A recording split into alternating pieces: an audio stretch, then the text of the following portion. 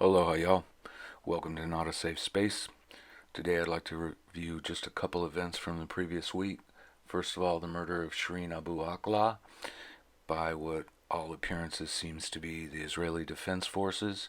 We're going to listen into a State Department briefing by Ned Price, who explains to us where the State Department stands on this. And he was also asked about the bombing of the AP and Al Jazeera offices last year. Let's listen to what he has to say. Okay. Many press and human rights organizations are calling for international independent investigation into killings because they condemned Israeli before that they're not gonna thoroughly investigate themselves. Are you willing to support such efforts to turn this into an international investigation? Israel has the wherewithal and the capability to conduct a thorough, comprehensive investigation. They've done it before, and we expect they'll do so in this case. Really briefly, since you brought it up, the bombing of the AP and the Al Jazeera office in Gaza, did you guys ever get an explanation from the Israelis that was satisfactory? We were in contact with the Israelis. They shared with us some of the information regarding that strike. Did you think that it was a legit target? Clearly, the fact that there were the offices of at least two independent media organizations made it highly concerning, highly troubling to us.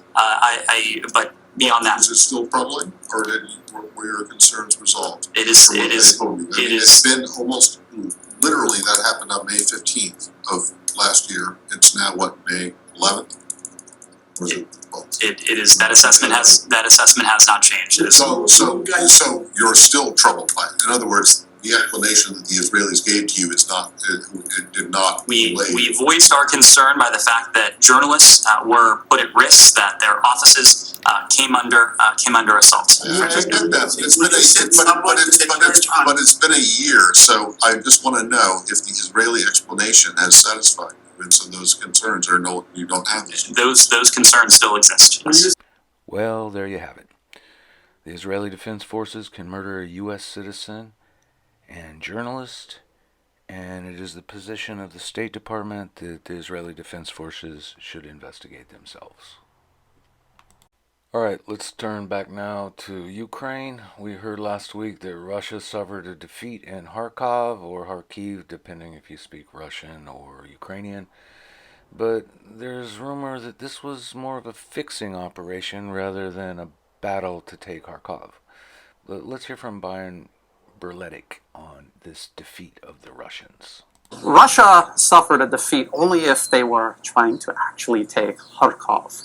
And of course they weren't. The primary objective right now, according to even the Pentagon, is Donbas, circling and defeating Ukrainian forces in the Donbas region. Everything else is secondary. There were not nearly enough forces outside of Kharkov to even encircle it, let alone take it. What they were doing was a fixing operation. And a fixing operation only fails if the troops that you're trying to fix in place are able to leave and go somewhere else. And because Ukrainian forces are still there outside of Kharkov, instead of going to the Donbas region and reinforcing Ukrainian troops there, the fixing operation is still succeeding, very much so.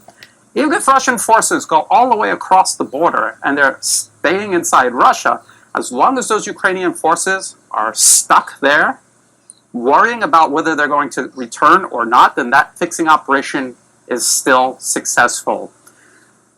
If they leave, those Russian forces can just go right back into all of that territory that they just left without even having to fight for. And right now, Ukrainian forces are all stretched out all the way to the Russian border.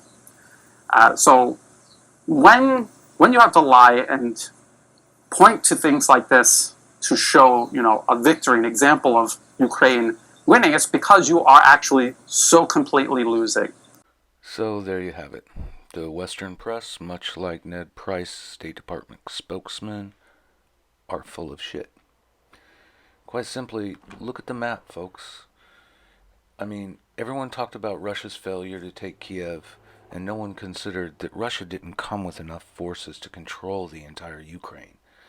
They marched across Ukraine, destroyed a lot of material, killed a lot of people, and they have fallen back to the east, where they have established firm control of a land bridge to Crimea. And they have fixed Ukrainian forces in Kharkov, or Kharkiv, I don't care what you call it. But the fact of the matter is, it doesn't look anything like Russia is losing. Russia has a plan, and apparently the Western press has no idea what that plan is.